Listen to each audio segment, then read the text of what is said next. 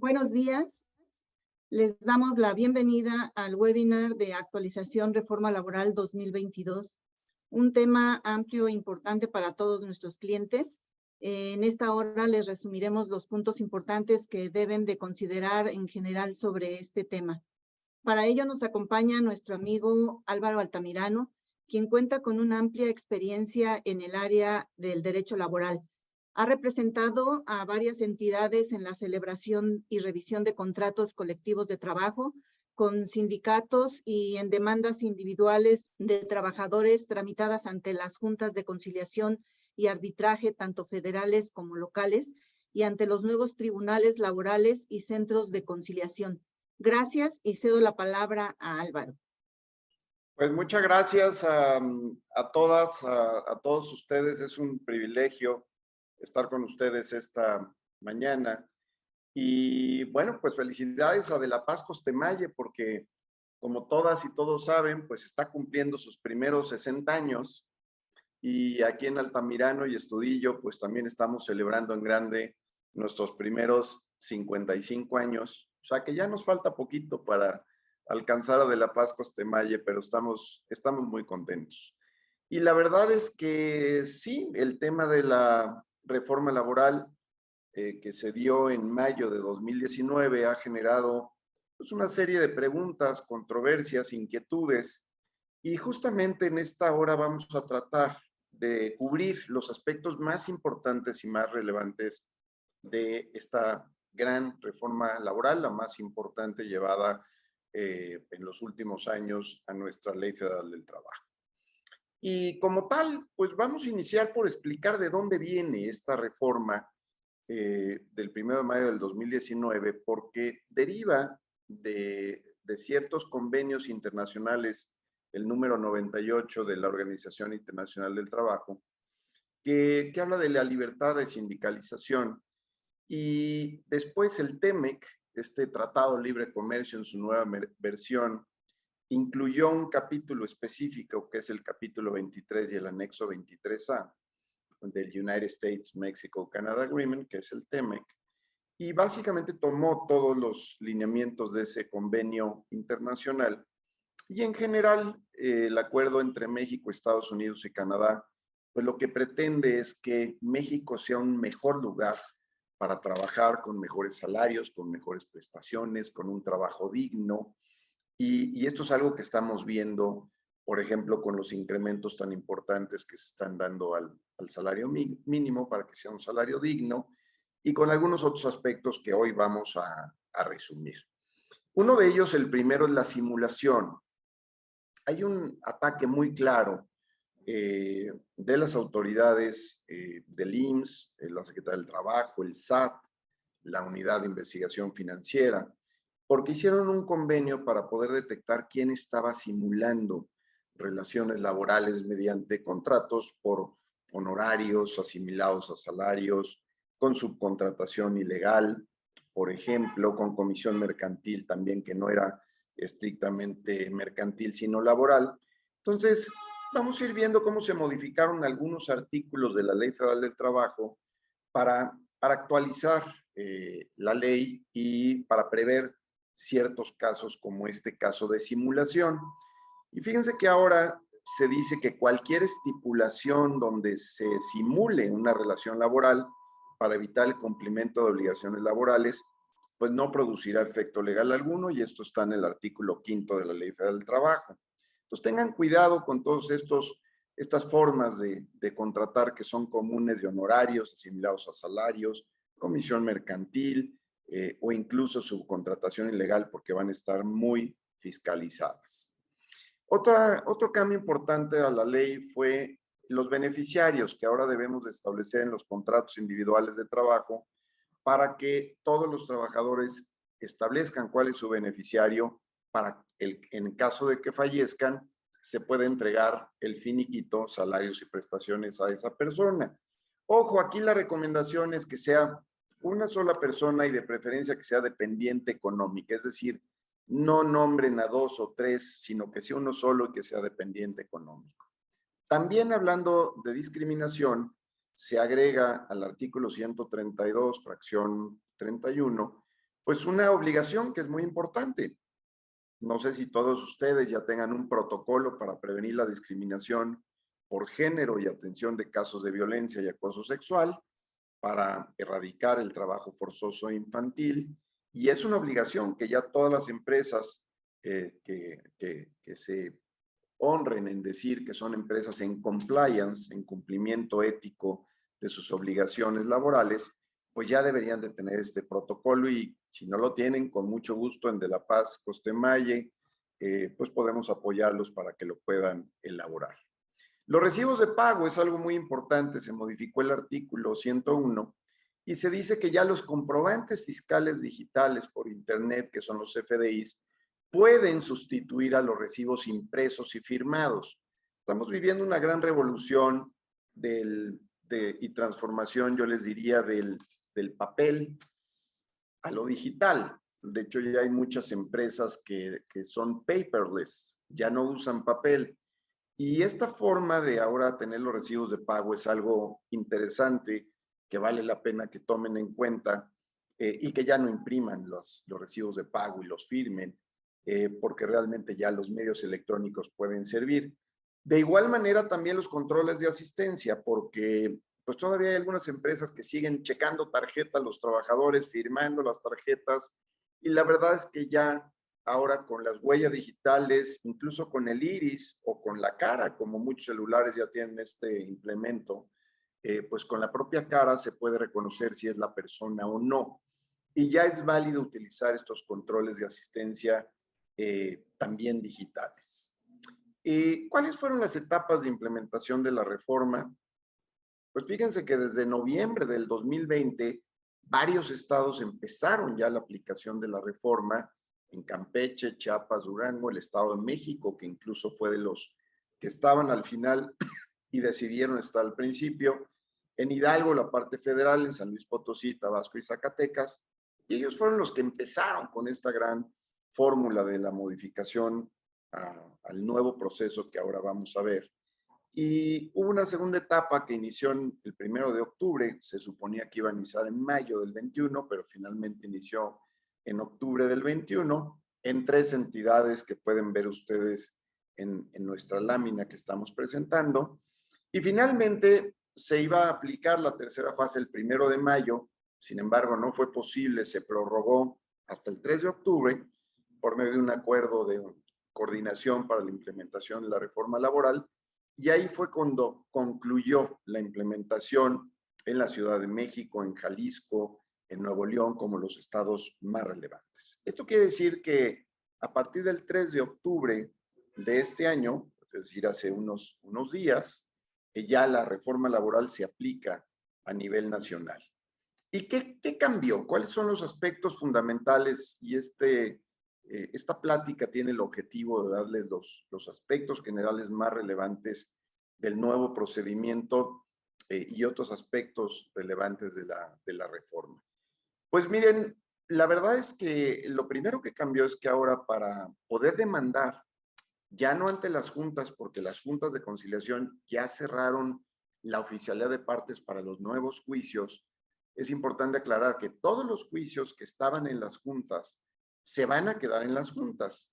Hay un gran rezago, se habla que en la Ciudad de México se tardarán 6, 7 o incluso hasta 8 años para poder cerrar totalmente las juntas. Pero la apuesta es que en el nuevo procedimiento, que ya no va a ser ante las juntas, sino ante tribunales laborales, haya una etapa conciliatoria previa, forzosa, en los famosísimos centros de conciliación que ya están operando. Aquí de la Ciudad de México está en Río de la Loza, donde están las juntas de conciliación adentro, y el Centro de Conciliación Federal está en Doctor Vertis, muy cerca también de la zona donde donde está todavía la Junta Local de Conciliación. Hay algunos casos excepcionales en los cuales me puedo brincar la conciliación e ir directamente a demandar. Esos casos son, por ejemplo, cuando hay un embarazo, una designación de beneficiarios por muerte, alguna reclamación de seguridad social, cuando es un tema de libertad sindical, trabajo forzoso o infantil, o titularidad de contratos colectivos de trabajo. En ese caso puedo saltarme la conciliación, porque se supone que son asuntos que no se van a poder conciliar o que son de muy difícil conciliación. Este procedimiento será ante estos centros, no puede exceder de 45 días naturales y ojo con esto, los trabajadores cuando se les despide tienen 2 meses para demandar ya sea la indemnización o la reinstalación y estos 2 meses se suspende ese término cuando se presenta el procedimiento de conciliación. Básicamente se va al centro de conciliación, se solicita una cita para que se cita la parte contraria dentro de los siguientes 15 días, se debe de notificar, muchas veces el trabajador va directamente a notificar esta cita y se lleva a cabo una audiencia y no se tiene que asistir acompañado de un abogado. La parte trabajadora puede ir sola y de la parte empleadora pues tenemos que ir. Y ahí sí, para que vean, tenemos que acudir, puede ser personalmente, pero también con un apoderado. Y si es un apoderado, si es empresa, tiene que ir con su cédula profesional, su carta de pasante, o también con una acreditación que demuestre su representación. Y algo muy importante es que se tiene que acreditar con un testimonio notarial esa representación. La conciliación, si se llega a un acuerdo después de 1 o 2 o máximo 3 citas, se puede celebrar un convenio que va a tener una característica de cosa juzgada, se eleva a la categoría de un laudo, de una sentencia, y es un asunto que se resuelve definitivamente. Y si no se resuelve, pues entonces lo que pasaría es que se expide una constancia de no haber existido conciliación, que va a ser un elemento fundamental para poder presentar posteriormente la demanda. Es factible ya ahora, en lugar de usar renuncias y finiquitos, celebrar convenios privados, y es algo que les recomiendo de acuerdo al artículo 33, porque es un documento un poquito más amplio, donde se establece la fecha de ingreso, salario, horario, el monto que se va a pagar y una descripción del finiquito que se va a pagar al trabajador. Y esto pues es importante. Mi sugerencia es que ahora empiecen a usar estos convenios privados y solo en casos excepcionales acudan al centro de conciliación, ya no a la Junta, porque ya cerró sus puertas para estos efectos, acudan al centro de conciliación y con mucho gusto los podemos ayudar a ratificar ese convenio. ¿Cuándo? Cuando pensemos que pueda ser un asunto que pueda generar alguna controversia en algún momento determinado. Aquí hay un aspecto importante. Todo lo que se diga en el centro de conciliación no se puede utilizar como prueba ya en el juicio. Y esto es algo relevante porque se da lo que en Estados Unidos se llama un disclosure. Se abren las cartas, se ponen en la mesa y se determina si realmente una de las partes tiene la razón y se propicia con eso la conciliación. Entonces, es un cambio importante que todo lo que se diga en el centro de conciliación no se puede usar como prueba. ¿Cómo se integra el juzgado nuevo? Pues con un juez, con secretarios y con funcionarios que se juzgue convenientes, como pueden ser actuarios y archivistas y algunos otros que cada ley de cada estado podrá determinar y también a nivel federal. Por supuesto, el juez también al principio va a fomentar la conciliación. Y esto es algo muy importante porque no nada más será en el centro de conciliación, sino que el juez también lo puede realizar. Y fíjense los principios del procedimiento nuevo. Por supuesto, se habla de una gran inmediación e inmediatez del juez. Son salas muy bien estructuradas, con video, con audio, perfectamente limpias, muy dignas, en donde está el juez con una toga. Se recibe a las partes, todos se ponen de pie, nos dirigimos al juez ya no como ¿cómo está Milik? Como antes eran los presidentes de la Junta, ahora es su señoría, ¿cómo está? Buenos días, y se empieza la audiencia. Y lo importante es que el juez tiene que estar en todas las audiencias, y si no está, pueden tener nulidad de esas audiencias. Hay un principio de continuidad para que no se retrase el proceso, tiene que haber una mayor celeridad, el proceso está diseñado para que no dure más de 6 meses. Un principio importante es el de veracidad. El juez va a detectar quién está diciendo la verdad, quién está diciendo una mentira. Y esto es muy relevante en este nuevo procedimiento. Por supuesto, va a ser público, cualquier persona podrá acudir, gratuito, no costará absolutamente nada, y va a ser predominantemente oral. Como decíamos, el juez va a estar y fundamentalmente va a cuestionar incluso las partes, pues para esclarecer la verdad y saber quién tiene la razón. ¿Cómo se inicia este procedimiento ordinario? Bueno, se presenta una demanda, que ahora la diferencia es que la demanda tiene que ir acompañada de las pruebas y de esta constancia de que se agotó la conciliación y que no hubo un arreglo. Y después el tribunal, pues, deberá notificar, deberá acordar la recepción y notificar a la otra parte. Y aquí lo importante, y esto, amigas y amigos, tómenlo muy en cuenta, porque cuando tengan demandas, los papeles, como son los recibos de pago de salarios y prestaciones, los deben de tener muy bien archivados, para que cuando nosotros les pidamos esa documentación nos las puedan entregar. Y esto yo les diría desde el centro de conciliación, que puede ser el centro federal o local, de acuerdo a la actividad de la empresa, pero tengan toda la documentación porque recordemos que toda la carga probatoria en el juicio laboral es de la parte empresarial. ¿Y qué va a pasar? Me van a notificar y me van a decir, tienes 15 días hábiles para contestar. Y el cambio es que ahora tengo que contestar y tengo que acompañar las pruebas. Ya no es como antes que las pruebas se ofrecían posteriormente. No, tengo que acompañar mis pruebas y objetar las pruebas que haya ofrecido la parte contraria. Después, pues va a haber una comunicación entre ambas partes para objetar las diferentes pruebas y lo que haya dicho la contraparte, y esto se va a hacer mediante un buzón electrónico, porque imagínense al actuario tener que ir de un lado para otro, notificando a la parte demandante, a la parte demandada, tomaría mucho tiempo. Entonces, el diseño es que todo el mundo tenga un buzón electrónico, igual al del SAT. Como todos ustedes reciben sus requerimientos del SAT en este momento, igual, que todo el mundo tenga un buzón electrónico donde se puedan notificar las diferentes actuaciones de cada juicio.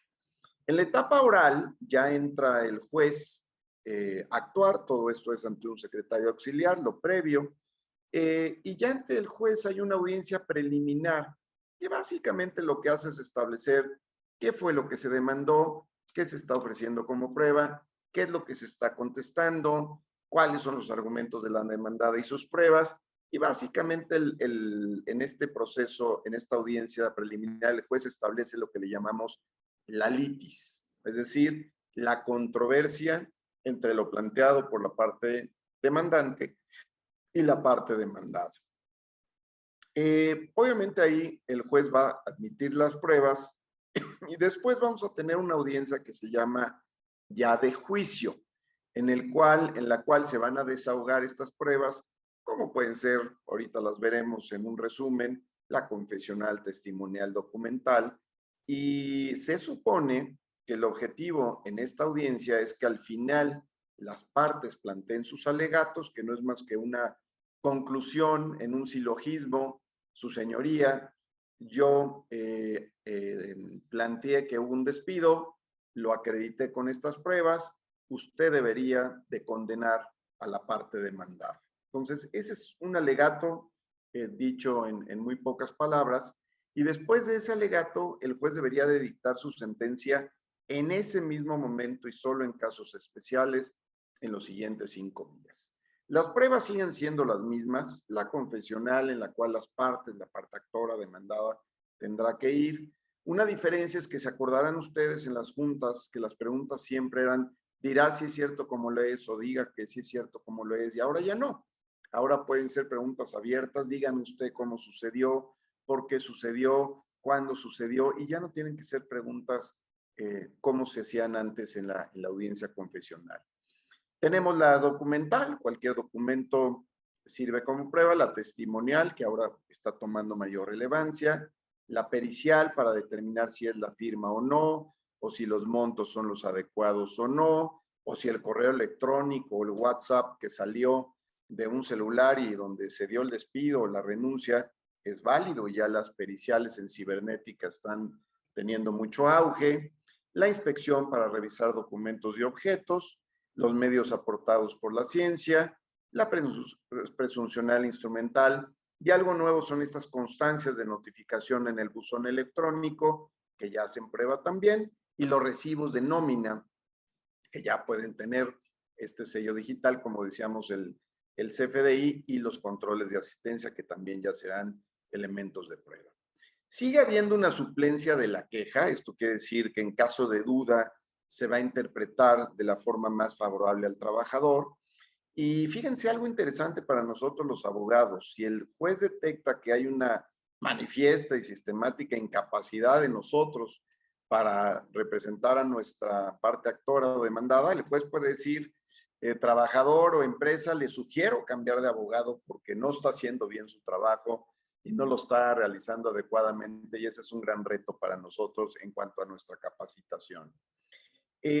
Por supuesto, el juez tiene que estar en todas las audiencias, como lo decíamos, va a ordenar la práctica de cualquier prueba, moderará la discusión y sobre todo va a tratar de esclarecer la verdad e identificar, interrogando a los confesantes y a los testigos, si está diciendo la verdad o no. Es muy fácil para un juez detectar si alguien empieza a tartamudear o se pone rojo, le salen ronchas, o se pone nervioso. El juez va a detectar estos símbolos que no podemos ocultar, y va a detectar con facilidad quién está diciendo la verdad y quién no.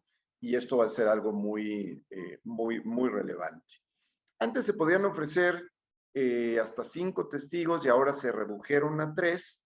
Y otra novedad es que ya no habrá 3 peritos, sino nada más uno, y que será el oficial, porque esto generaba mucha corrupción. Normalmente el perito de la parte actora decía que la firma de la renuncia no era adecuada, y el perito de la demandada decía que sí era la firma del trabajador, y el perito tercero resolvía. Y ahora sí que el perito se iba por quien le daba una mayor gratificación, y esta corrupción se va a terminar. En el nuevo procedimiento también es muy importante. Era muy común antes enfermar a los clientes.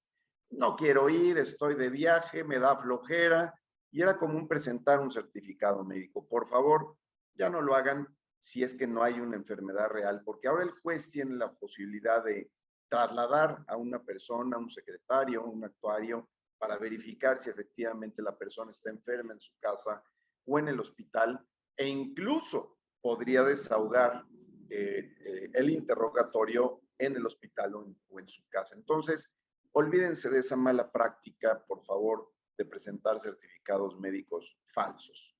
En aviso de rescisión, una nueva noticia y buena es que ya no es indispensable entregar el aviso de despido. Antes lo era, porque si no lo entregaba el trabajador a la junta, el despido se presumía, bueno, se consideraba ya como injustificado. Y el gran cambio que hay es que ahora, en lugar de que se determine como injustificado, se presume que es injustificado. En ofrecimiento de trabajo, entonces, reitero, olvídense de esta circunstancia de negar el despido y ofrecer el trabajo, por favor, porque ya no va a ser factible. Tenemos que acostumbrarnos a despedir a las personas cuando hay una justificación y una razón para llevar a cabo ese despido. Pasando a temas sindicales, un aspecto que también está muy en boga es el registro de sindicatos, que ahora tendrá que haber pues una votación personal, libre, directa y secreta para que los trabajadores decidan si quieren tener o no sindicato. Y un aspecto que se agregó para evitar la extorsión de los sindicatos, acuérdense de estos famosísimos contratos de protección o blancos, es que ahora, para poder emplazar a huelga y estallar una huelga, necesitamos tener cuando menos el 30% de la votación de los trabajadores.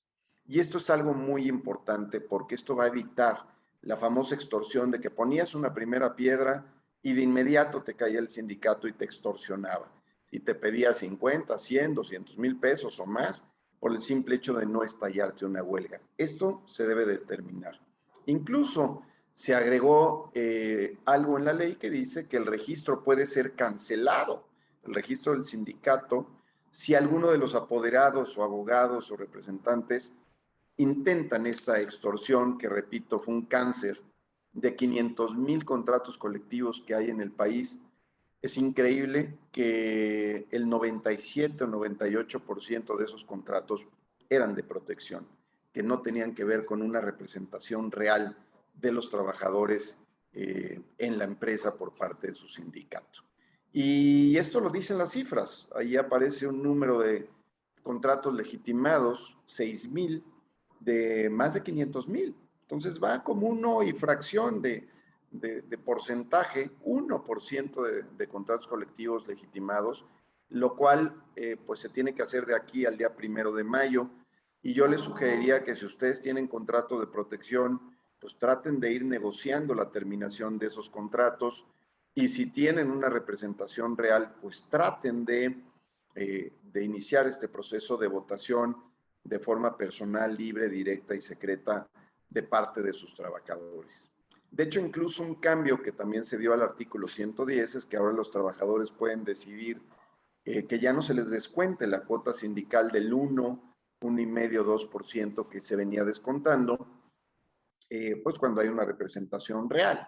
Pues ahora el trabajador podrá mandar un oficio a la empresa diciéndole que ya no quiere tener representación sindical y que por lo tanto ya no se le descuente esa cuota. A mí me encantaría, al final, si en el chat nos pueden compartir quién ya ha legitimado su contrato colectivo, quién no, y sobre todo quién ya ha recibido estas cartas de solicitud de que ya no se haga el descuento correspondiente.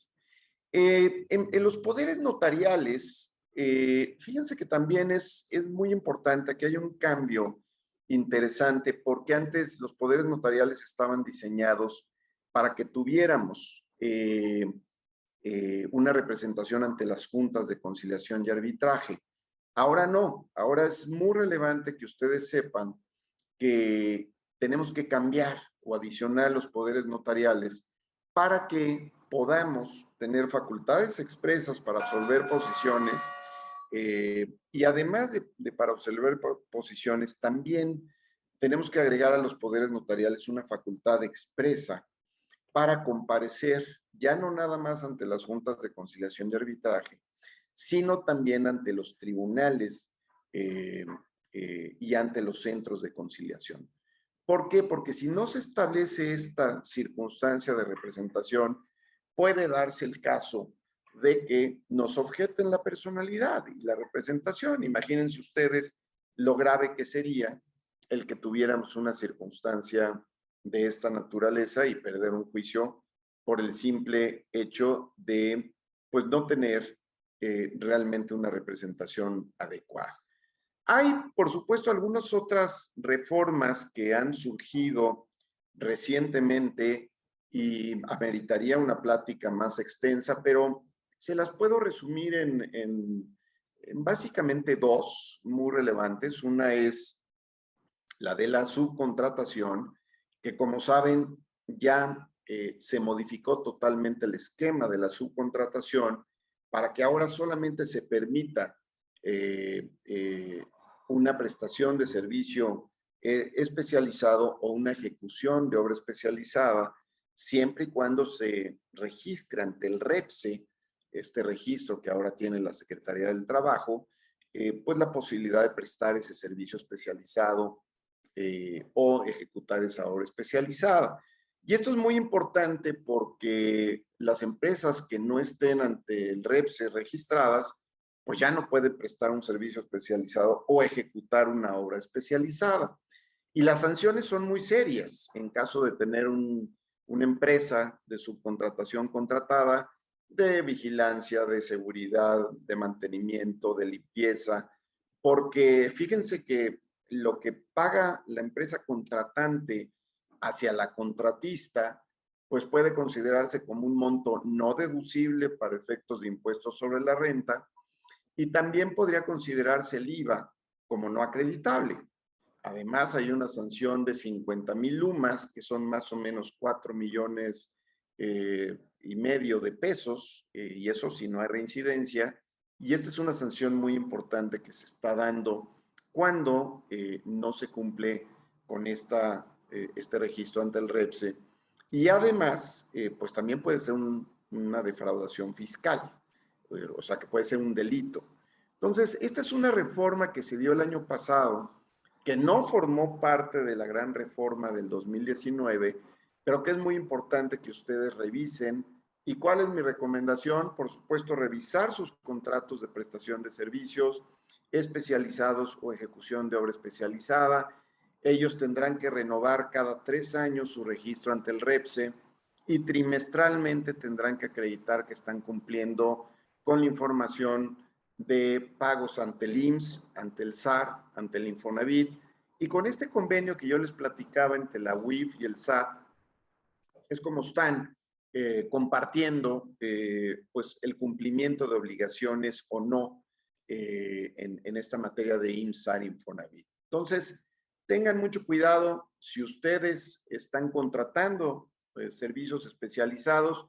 En primer lugar, que efectivamente sea un servicio especializado que tiene que ver con el core business de la actividad principal de la empresa y que sea un objeto social diferente el de la prestadora de servicios, repito, el comedor, vigilancia, mantenimiento, transporte, en fin, cualquier actividad que sea especializada y que se pueda considerar registrable ante el REPS. Entonces, la recomendación es verifiquen sus contratos de prestación de servicios, vean que estén debidamente firmados, que la empresa prestadora de servicios tenga su registro ante el REPSE y que pues se esté renovando periódicamente cada 3 años, como hemos platicado.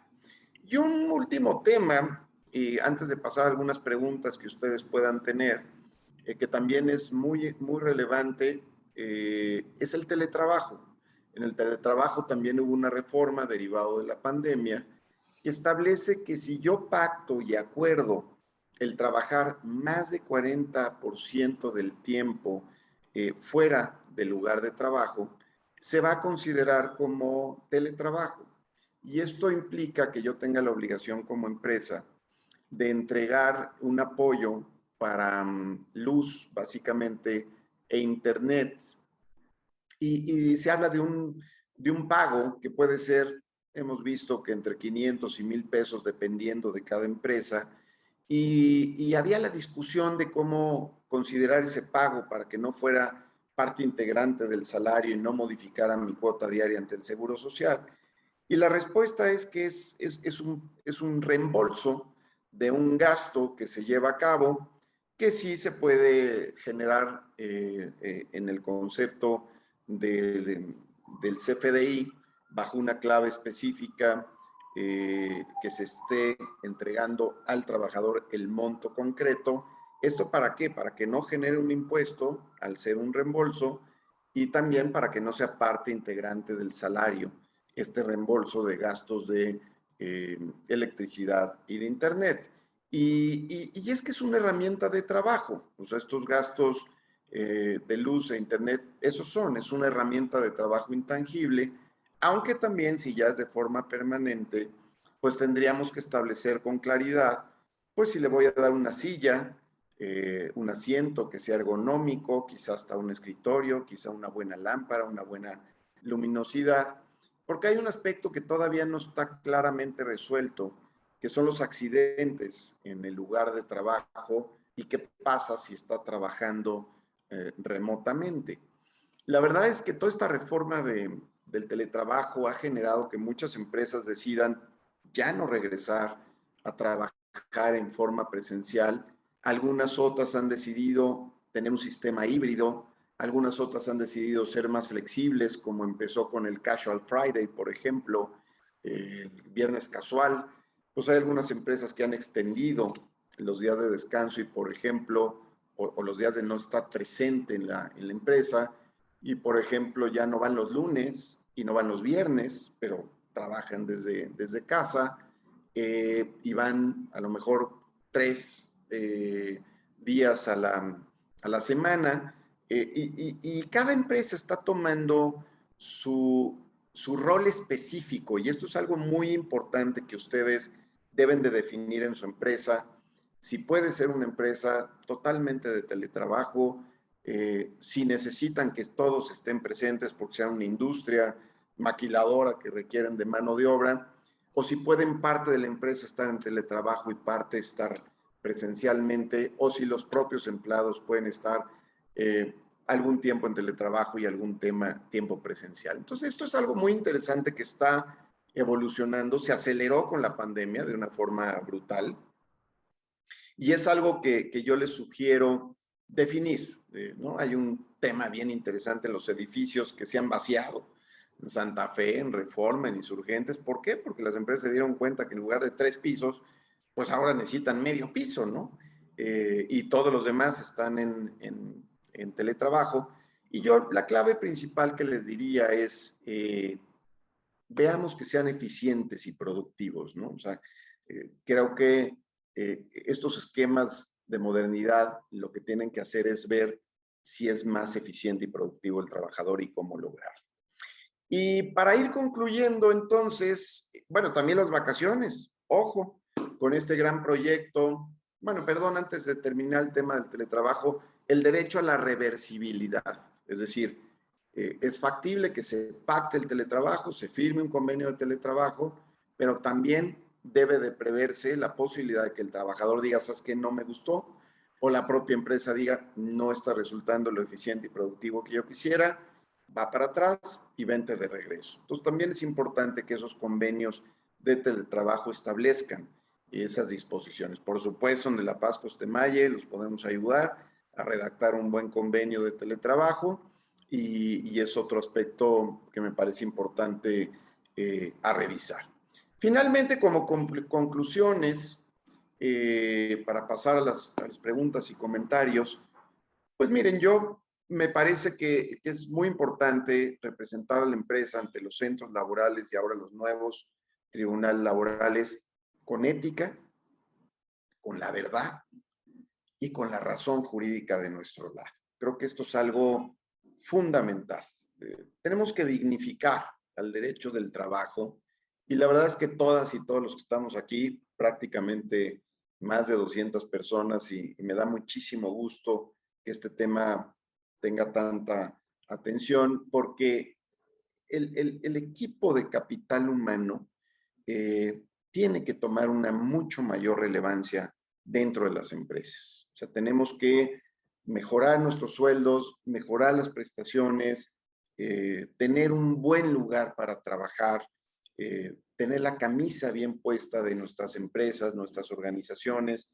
Y eso es un trabajo desde el punto de vista de la empresa, pero también los trabajadores tienen que sentirse como parte de esa gran organización. Entonces, trabajemos en la prevención, en el compliance, el cumplimiento ético de las normas laborales como un aspecto fundamental. Si no podemos resolver una situación, vayamos al centro de conciliación y resolvamos en el centro de conciliación de la mejor manera. Y si definitivamente es un asunto que no se puede convenir, bueno, pues entonces tengamos el mejor de los juicios. La reforma laboral está diseñada para que el 80% de los juicios se resuelvan en la conciliación y solo un 15 o 20% se vaya realmente a la judicialización, es decir, a los tribunales, ¿no? Entonces, trabajemos en eso. Puede haber, y tengo muchos clientes de 2, 3 mil, 4 mil trabajadores que no tienen una sola demanda. Y tengo clientes de 100 o 200 trabajadores que tienen 10 o 15 demandas. Entonces, ¿sí es necesario en algunas ocasiones ir a un litigio? Sí. ¿No debe ser la prioridad? No. Hagan una labor de prevención importante y eso creo que es muy relevante aprovechando esta reforma laboral. ¿Qué tenemos que hacer? Exigir también que esos centros de conciliación y tribunales sean dignos y que tengan un buen presupuesto. Por supuesto, legitimen sus contratos colectivos, no se queden con esta idea de, pues ya llegará el 1 de mayo y a ver qué pasa, porque lo que va a pasar es que se van a acabar esos contratos colectivos, para bien o para mal. Entonces, definan su situación en el aspecto sindical para determinar si van a querer tener sindicato o no, que además no es decisión de ustedes como empresa, es decisión de las trabajadoras y los trabajadores de la empresa, pero claro, ustedes tienen que tener cierto acuerdo con ellos para determinar si quieren o no tener sindicato. Es factible tener union free, un sistema de union free que quiere decir no tener sindicato, pero esto amerita que ustedes se conviertan como directivos como contadores, fiscalistas, directivos de recursos humanos, abogados, que ustedes se conviertan en ese líder sindical que resuelva dudas y controversias de los trabajadores. Para ir al Union Free tenemos que tener tenemos que reforzar de forma muy relevante nuestro sistema de capital humano. Resulta conveniente fortalecer, que es justo lo que estamos platicando, las áreas de capital humano en todas las plantas y en todas las empresas.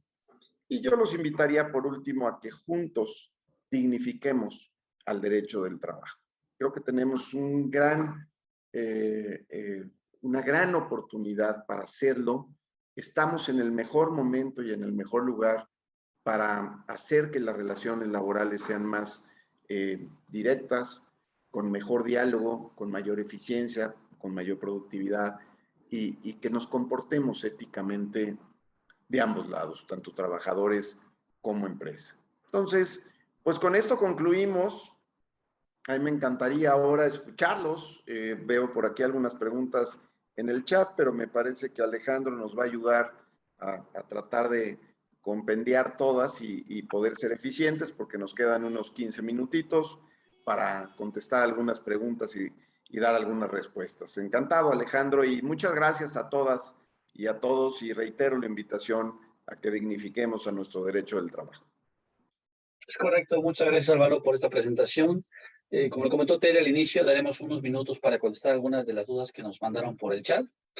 La primera es de Víctor García y su duda es, en caso de que la empresa tenga empleados que están bajo la modalidad 40, ¿podría ser considerado como simulación? Fíjense que es una pregunta interesante porque ahora muchos trabajadores se están jubilando. De hecho, aquí en mi despacho hay 2 o 3 personas que han aplicado la modalidad 40. La modalidad 40 implica que tú te puedas jubilar antes de cumplir los 65 años. Es decir, a los 60 puedes ya retirarte, acuerdas con el Seguro Social pagar cierta cantidad y el Seguro Social te acaba jubilando como si ya tuvieras 65 años. Recuerden que el trabajador que tiene 65 años es el que recibe ya el 100% del promedio de su salario de los 5 últimos años. La modalidad 40 lo que logra es que aunque tengas 61 o 62 años te puedas jubilar como si tuvieras 65. Y es una reforma a la ley del Seguro Social que ahora te permite trabajar nuevamente aunque estés jubilado, con 2 requisitos. Uno, que pasen más de 6 meses desde que te jubilaste hasta que te recontratas como un primer elemento. Y 2, que no sea el mismo empleador. Es decir, que sea un empleador diferente. Si lo cumples, estos 2 requisitos, puedes con tu modalidad 40 ya jubilado, seguir trabajando sin problema alguno. Y obviamente la empresa te tendrá que volver a dar de alta en el seguro. Claro, ya no te cobrará la atención médica y hospitalaria porque esa ya está cubierta, pero sí, por ejemplo, puedes seguir cotizando para incrementar el Infonavit o incluso tu propio sistema de ahorro para el retiro. Entonces, la respuesta concreta es no, no se pierde el derecho a tener tu jubilación por el hecho de volver a trabajar, aunque sea con la modalidad 40, siempre y cuando cumplas estos 2 requisitos, Alejandro, amigas y amigos. Muchas gracias, Víctor. Muchas gracias. La siguiente pregunta es de Janet Bernabé. Dice, ¿los beneficiarios deben de ser mayor de edad? En caso que decida un menor, ¿qué complicaciones legales se enfrentaría? Sí, la verdad es que la recomendación para el beneficiario en caso de muerte es que sea una persona que sea mayor de edad y que sea dependiente económico. Porque si es menor de edad, va a tener que venir el nombramiento de algún tutor. Y eso pues es un procedimiento de carácter civil que se tiene que llevar a cabo. Entonces, lo ideal es que sea mayor de edad, reitero, y que sea dependiente económico, es decir, que no se lo deje a una persona, una prima, un tío, en fin. O sea, que sí haya cierta dependencia económica para que no haya controversia. Y reitero, traten de que no sean 2 o 3 personas porque luego el problema es muy grande. Aunque el monto a pagar en caso de muerte no es tan elevado, lamentablemente. Es nada más la prima de antigüedad y vacaciones, prima vacacional, aguinaldo y finiquito de salarios. Pero hay algunas empresas que, por ejemplo, tienen seguro de vida. O sea, hay que tener cuidado que el seguro de vida en el renglón de beneficiario esté perfectamente determinado. Y reitero, ojalá que sea una sola persona en lugar de varios para no tener que nombrar tutores o determinar quién ejerce la patria potestad, Alejandro. Muchas gracias, Álvaro. La siguiente pregunta es de Sandra Tejeda. Dice, buenos días, ¿consideras que podrán saltarse la conciliación cuando se trata de un despido injustificado con el pretexto de que dentro de lo que se solicita se pide el pago de prestaciones laborales? Es decir, dejar abierta esta posibilidad podría utilizarse para que en cualquier caso se salte la conciliación. No, la verdad es que los tribunales están siendo muy cuidadosos en que no haya una simulación para saltar la etapa de conciliación previa ante los centros. Sí están verificando, por ejemplo, cuando es una embarazada, ok, perfecto, tráeme tu certificado de embarazo. Cuando hay una discriminación, ok, dame elementos para presumir que efectivamente hubo una discriminación. Cuando se demandan prestaciones de seguridad social, muy bien, ¿cuáles son?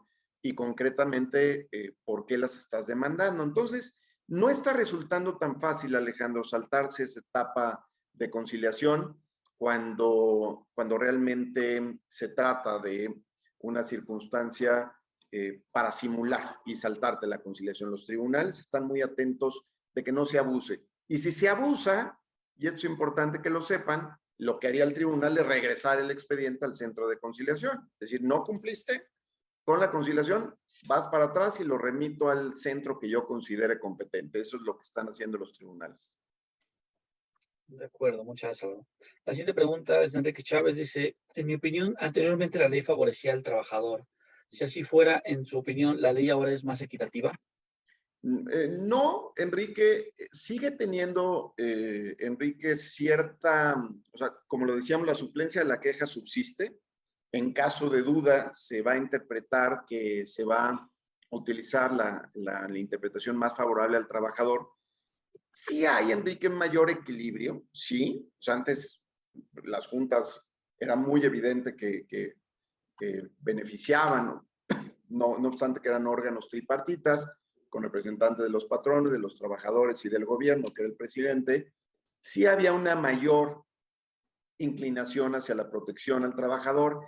Y yo te diría que la sigue habiendo, Enrique. Sin embargo, el proceso mismo ya está impidiendo que haya simulación de parte del trabajador y de la empresa. Es decir, ya estas demandas infladas de gano 100,000 pesos, entré hace 20 años a trabajar, tenía un aguinaldo de 2 meses, cuando en realidad pues era un trabajador que ganaba 10,000 pesos en lugar de 100, que tenía un año en lugar de 10 años y que tenía un aguinaldo de 15 días en lugar de 2 meses. Eso se está acabando.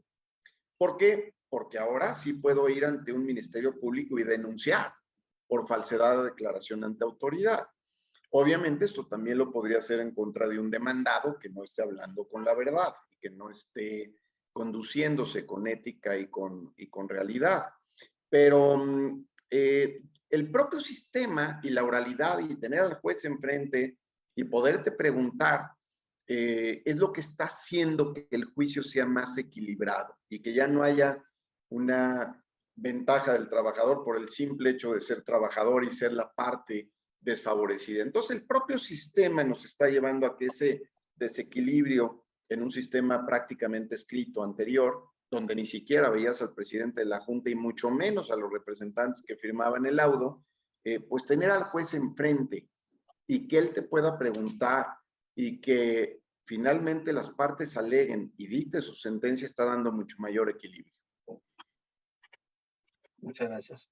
Juan Carlos Uribi pregunta, ¿los trabajadores pueden votar que no quieren sindicato? ¿O es La vi la pregunta y me pareció interesante. Claro que pueden votar no tener sindicato, porque ese es uno de los cambios.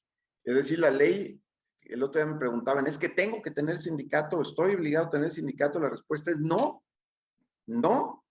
Los trabajadores lo que tendrán que hacer de aquí al 1 de mayo es decidir si quieren tener sindicato o no. ¿Cuál es el problema práctico? Que llevamos años pagando una cuota. Un americano me decía el otro día en inglés, ¿is this like an insurance? O sea, ¿es esto como un seguro? Y así lo entendían. O sea, es como, ¿cómo que es un seguro? ¿Cómo que pago por protección? ¿No? O sea, en Estados Unidos hasta esto se consideraba como algo fraudulento, porque hay una ley federal que dice, bueno, si no se justifica el pago eh, por una cantidad, pues es fraudulento. Y si tú le estás pagando a un sindicato por venderte protección, pues es fraudulento y por lo tanto no lo podemos hacer. A mí me da mucho gusto que ahora se haya establecido este requisito del 30% para poder emplazar a huelga y estallar una huelga, porque eso va a acabar con la extorsión que había. De repente llegaban aquí enfrente de tu edificio, tu oficina, muchachos, vamos a unirnos en un megáfono y pancartas y en fin, y resulta que no conocían a un solo trabajador. Pero eso sí, te traían un camión de redilas con 20 o 30 canchanchanes que pues te amenazaban con que si no les dabas 20, 50, 100, 200 mil pesos, te estallaban la huelga. Entonces eso se va a acabar, se está acabando y no se dejen, por favor, ante estas extorsiones, porque ahorita están en la última etapa, ¿no? De aquí a mayo todavía tienen ese chancecito de extorsión que, repito, se va a terminar. Entonces, la respuesta es sí, claro que pueden votar por no tener sindicato. Ya hemos tenido ejemplos, General Motors, donde los trabajadores votaron que no querían el sindicato. Acaba de pasar en Mazda, una empresa muy importante de productora de automóviles, también decidieron que no quieren tener sindicato, o por lo menos no el que tenían. Y por supuesto que es válido decir, ¿para qué queremos sindicato? Si estoy muy contento, si con Alejandro tengo una estrecha relación, él me resuelve mis dudas, me pagan muy bien, tengo muy buenas prestaciones y el sindicato va a ser bien interesante. El otro día se lo preguntaba al líder sindical, ¿cuál es tu proyección y tu diagnóstico después de toda esta reforma, ¿no? O sea, todo esto llegará a fortalecer a los sindicatos o por el contrario los va a debilitar. Y su respuesta fue muy interesante. Me dijo, Álvaro, como sindicatos tenemos que trabajar, tenemos que aprender a tener una nueva representación, a convencer que el 1, 1,5, 2% que cobramos puede servirles para fondos de ahorro, para seguros para ellos, para promociones de vacaciones, para tener una mejor representatividad de los trabajadores en la empresa. Pero los sindicatos tienen un gran reto en este momento, que es realmente representar a sus representados, a los trabajadores. O sea que en esta indefinición, pues estaremos de aquí a mayo, pero la invitación es a que trabajen en uno o en otro sentido. Lo que no pueden hacer es quedarse como estaban, con un contrato de protección y siguiendo pagando una cuota anual o mensual. Eso se acabó, o se va a acabar el 1 de mayo. Entonces, desde hoy, definan como empresa y como política de desarrollo si sus trabajadores quieren tener sindicato o no. Si no, pues vayan negociando con este like insurance que tienen o con este sindicato. Y si sí, pues pónganse a trabajar para que se dé esa votación y por lo menos se obtenga la mayoría, que es el requisito, que sea la mitad más uno para poder lograr la legitimación. De acuerdo, Y muchas gracias. además, dicho de paso, esto es un primer paso, ¿eh? Cada 2 años tendrá que legitimarse el contenido del contrato, ¿eh? O sea, que esto se va a convertir y votarse cada 2 años. O sea, que esto se va a convertir en algo bastante complejo con el tiempo y cada 2 años se tendrá que legitimar. Que no se llama legitimación, cada 2 años tendrá que, se levanta una consulta, que es un procedimiento muy similar a la legitimación, pero cada 2 años tendrá que haber esta consulta. Muchas gracias, Álvaro. Hasta Araceli Ramírez dice, ¿puede haber más de un sindicato por empresa? Sí. ¿Incrementaría estos conflictos sindicales? Sí, puede darse un sindicato por cada empresa y si son sindicatos de empresa y hay los de Volkswagen, por ejemplo. Volkswagen tiene su propio sindicato y es nada más de Volkswagen. Incluso, no obstante que les dieron el 9% de incremento salarial, pues en una primera ronda los trabajadores de Volkswagen dijeron, no estamos de acuerdo con el contrato y votaron en contra. Y tuvo que llegar el gobierno y el sindicato a hacer un trabajo mucho más intenso y la propia empresa y decir, oigan, es un estupendo arreglo, tenemos miles de trabajadores, el 30% del ingreso de los poblanos depende de la Volkswagen, entonces estén conscientes de que un 9% es un estupendo incremento salarial. pero pues un poco los trabajadores decían con cierta razón, oye, si la inflación está en 8.75, me estás dando el 9, no me estás dando nada de aumento, es simplemente un ajuste inflacionario. Entonces sí preveo conflictos en las revisiones de los contratos colectivos y aumentos de sueldos el próximo año. ¿Por qué? Porque tenemos una inflación que no habíamos tenido en más de 20 años. Entonces, cuidado si tienen sindicato, va a ser un gran reto salir en paz y a salvo de la negociación colectiva del próximo año. Sí, la pregunta es si puede haber más de un sindicato por empresa, es decir, si puede haber 2 o 3. Sí, también puede haber más de un sindicato por empresa, Alejandro, sí, en el Hospital Español, aquí muy cerca de mi oficina, tienen 3 sindicatos que agremian a los mismos trabajadores.